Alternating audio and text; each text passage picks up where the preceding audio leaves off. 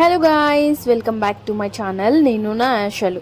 ఈరోజు మేము ఎర్లీ మార్నింగే లేచి ఇంత మంచులో బ్యూటిఫుల్ రోడ్స్ ఎంజాయ్ చేసుకుంటూ ఒక మంచి డెస్టినేషన్కి అయితే వెళ్ళిపోతున్నాం గాయస్. అండ్ ఇక గోవాలో పొలాలు కూడా ఉన్నాయి గాయస్. క్వైట్ సర్ప్రైజింగ్ నాకైతే, అంటే నేను ఎక్స్పెక్ట్ చేయలేదన్నమాట. సో చుట్టూరు పొలాలు అండ్ మధ్యలో రోడ్డు ఉందన్నమాట. వెళ్తుంటే మార్నింగే, ఇంకా సన్ కూడా రాలేదన్నమాట. చాలా పీస్ఫుల్గా అనిపిస్తుంది. అండ్ మనం వెళ్ళబోయే డెస్టినేషన్ అయితే పరా రోడ్ గాయస్. అండ్ ఆ డెస్టినేషన్ ఎలా ఉంటుందో తెలియదు, కానీ వెళ్ళే రోడ్ అయితే చాలా బ్యూటిఫుల్గా ఉంది. ఇక్కడ ఇల్లులు అయితే ఎంత అందంగా కనిపిస్తున్నాయి అంటే, వాటి పెయింటింగ్స్ వాళ్ళు చాలా డార్క్ కలర్స్ వేశారు. మన సైడ్ అలా ఉండవు కదా, మనం అంతా జస్ట్ లైట్ కలర్స్ వేస్తాం. కాబట్టి ఈ డార్క్ కలర్స్తో ఉన్న ఇల్లులు చూస్తుంటే చాలా అట్రాక్టివ్గా మన కంటికి భలే అందంగా కనిపిస్తున్నాయి. నాకైతే చాలా బాగా నచ్చింది అనమాట.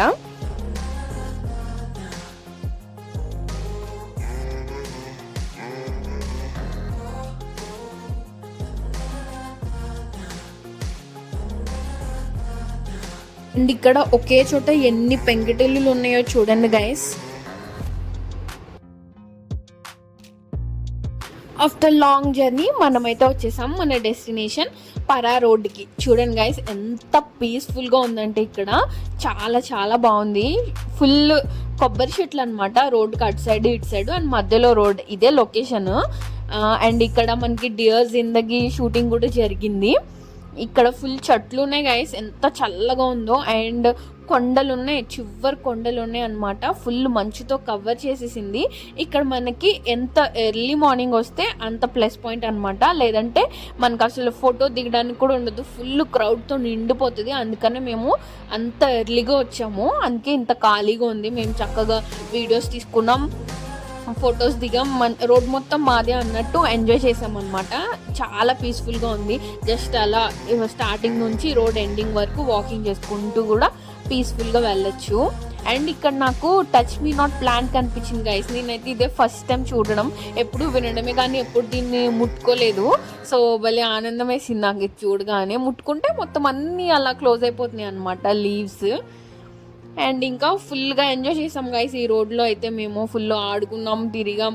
అండ్ ఇంకా మెయిన్ రోడ్లో ఎలాగో మాకు బైక్ డ్రైవ్ చేసే ఛాన్స్ ఇవ్వట్లేదు కాబట్టి ఇక్కడే ఖాళీగా ఉందని చెప్పి, పడిపోయిన ఏం కాదులే, ఎవరిని గుద్దే ఛాన్స్ లేదని చెప్పి బైక్ కూడా డ్రైవ్ చేస్తాను గైస్ నేనైతే.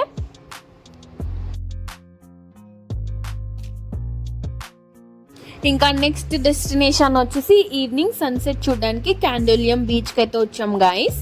దీని ఎంట్రన్స్ అయితే ఇలా ఉందన్నమాట. మనం లోపలికి వెళ్ళిపోతే ఇక్కడ యాజ్ యూజువల్ బీచ్ పక్కన ఎలా అయితే షాప్స్ ఉంటాయో అలాగే ఉన్నాయి అనమాట. ఫుల్ బట్టలు, బొమ్మలు, చెప్పులు అండ్ టాటూలు అయితే ఈ ఒక బీచ్లోనే 4 షాప్స్ అనుకుంటా ఉన్నాయి. ఇక్కడ ఎక్కడ పడితే అక్కడ టాటూస్ ఉన్నాయి అనమాట.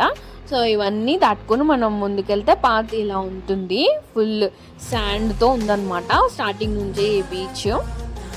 అండ్ మేము ఇంకా సన్సెట్ చూడడానికి అయితే వచ్చాము. నాకు ఈ బీచ్ ఎంత బాగా నచ్చిందంటే, అసలు ఇక్కడ నుంచి నాకైతే వెళ్ళాలని కూడా అనిపించలేదు. మేము అకామిడేషన్ తీసుకున్న ప్లేస్కి ఈ బీచ్ చాలా దగ్గర అనమాట. జస్ట్ వాకబుల్లా వచ్చేయచ్చు. ఈ బీచ్లో వాటర్ చాలా క్లీన్గా అనిపించాయి నాకు. అండ్ ఇక్కడ శాండ్ కూడా డిఫరెంట్గా ఉంది, అన్ని బీచెస్లో శాండ్లా లేదు. అంటే దాన్ని ఎలా ఎక్స్ప్లెయిన్ చేయాలో తెలియదు, కానీ మేబీ నీట్గా ఉందనుకుంటా. అండ్ శాండ్ కూడా చాలా ప్యూర్గా అనిపించింది మరి ఏంటో నాకు. అండ్ ఇక్కడ ఇంకా ఆ అలలు చూస్తూ అలా ఈవినింగ్ ఎంజాయ్ చేస్తుంటే చాలా పీస్ఫుల్గా, చాలా హ్యాపీనెస్ అనిపించింది. ఇంకా మేమైతే ఇక్కడ ఫుల్ ఎంజాయ్ చేసాము. ఈ కుక్క చూడండి గైస్ ఎంత బాగుందో, ప్యూర్ వైట్గా ఉంది. భలే ఫోటోలు దిగుతున్నారు. ఏదో బాగుంది కదా అని వీడియో తీసుకుంటే కరవడానికి వస్తుంది గైస్, అందుకే నాకు కుక్కలు నచ్చవు అసలు. ఇక్కడ ఈ బీచ్లో అయితే ఎటు చూసినా జనమే ఉన్నారు గైస్. అట్లీస్ట్ మంచిగా స్టిల్స్ ఇచ్చి ఫోటోలు దిగడానికి కూడా అవ్వట్లేదు అనమాట. ఎక్కడ చూసినా క్రౌడ్ ఉంది. మనకేమో పబ్లిక్లో ఫోటోలు దిగడం అండ్ రీల్స్ చేయడం అనేది కొంచెం కష్టం అనమాట. సో పీస్ఫుల్గా అట్లీస్ట్ ఫోటోలు అన్నది దిగుదాం అని చెప్పి ఇలా వాళ్ళకి దూరంగా నడుచుకుంటూ వచ్చామన్నమాట. మనకి పీస్ఫుల్గా ఒక డే స్పెండ్ చేయాలి అనుకుంటే early morning or evening early morning అయితే సన్ రైజ్ చూడడానికి, ఈవినింగ్ అయితే సన్సెట్ చూడడానికి పర్ఫెక్ట్ బీచ్ క్యాండోలియం అని చెప్తా గోవాలో. నాకైతే చాలా బాగా నచ్చింది అసలు. అండ్ ఇంకా సన్సెట్ అయిపోతుంది, సో ఆ కొంచెం లైట్ ఉన్నప్పుడే మనం ఆ ఫోటోలు రీల్స్ అన్నీ చేసేసుకోవాలి కాబట్టి, లేదంటే మనం వేసుకున్న కాస్ట్యూమ్ వేస్ట్ అయిపోద్ది అనమాట. అందుకని నేను ఫుల్గా ఎంజాయ్ చేశాను. నాకు ఈ బీచ్ అయితే చాలా చాలా నచ్చింది. గోవా అన్ని బీచెస్లో కంటే నాకు నచ్చిన బీచ్ అంటే ఈ క్యాండోలియం బీచే. అండ్ ఇక్కడ నేను ఆడుకుంటుంటే నాకు ఒక జెల్లీ లాంటిది ఏదో దొరికింది గైస్. ఇది ఫిష్ కాదేమో, అసలు ఫిష్ అనాలో మరేంటో తెలీదు. షేప్ అయితే ఇలా ఉంది, ముట్టుకోవడానికి అయితే జెల్లీ లాగా ఉందన్నమాట, మెత్త మెత్తగా. ఏంటో తెలీదు. ఇంకా నేను కూడా అందులోనే మళ్ళీ పడేసాను.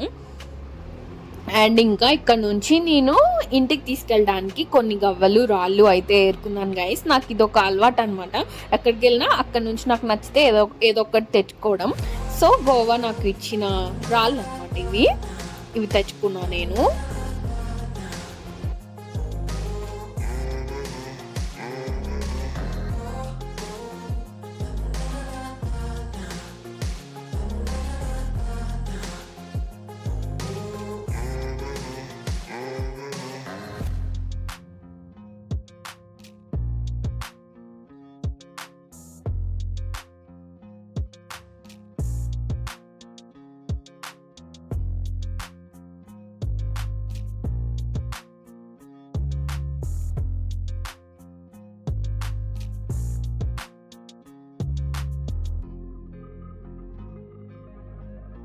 బీచ్లో ఇంకా ఫుల్గా ఆడేసుకొని ఇంకా ఆకలిస్తుందని తినడం కోసం అయితే వెళ్తున్నాము. నా స్కిన్ చూసారా గైస్, ఫుల్ ట్యాన్ అయిపోయింది, అసలు ఏం చేయలేం.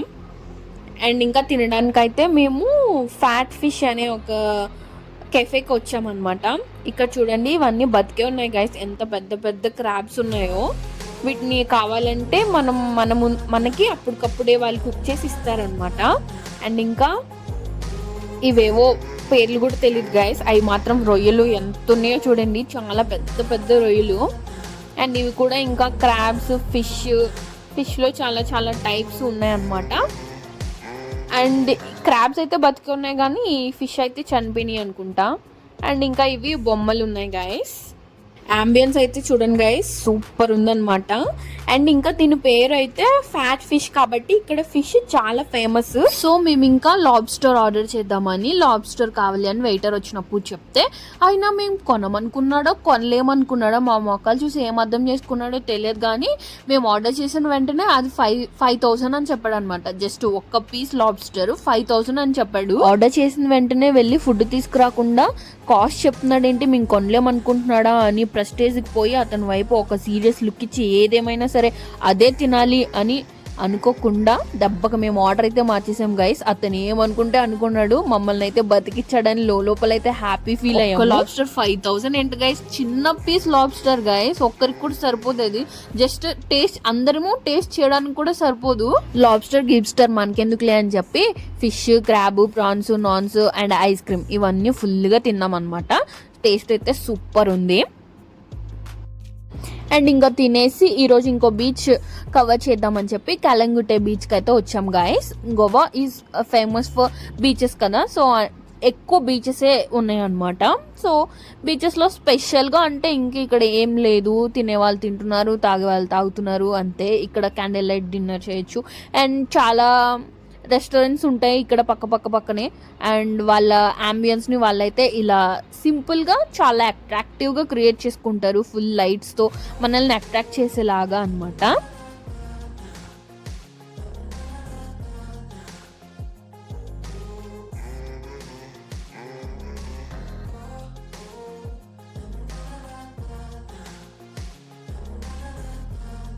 ఇంకా అలా కాసేపు నడుచుకుంటూ వెళ్ళి ఈ వేవ్స్ సౌండ్స్ని ఎంజాయ్ చేసి పీస్ఫుల్గా కొంచెం టైం స్పెండ్ చేసామన్నమాట ఈ బీచ్లో. అయితే వేవ్స్ చాలా దగ్గరకు వస్తున్నాయి, అంటే చాలా పై వరకు వస్తున్నాయి అనమాట. ఈ గోవాలో అయితే డే అండ్ నైట్ ఒకేలా ఉంటారు గైస్. జనం అయితే అస్సలు రోడ్స్ అయితే ఖాళీగా ఉండవు అనమాట. ఎప్పుడు మోస్ట్ హ్యాపెనింగ్ ప్లేస్ లాగానే ఉంటుంది. సో మేము కూడా అలా ఫుల్గా ఎంజాయ్ చేసాం. గోవాలో డే 2 అయితే అయిపోయింది గాయస్.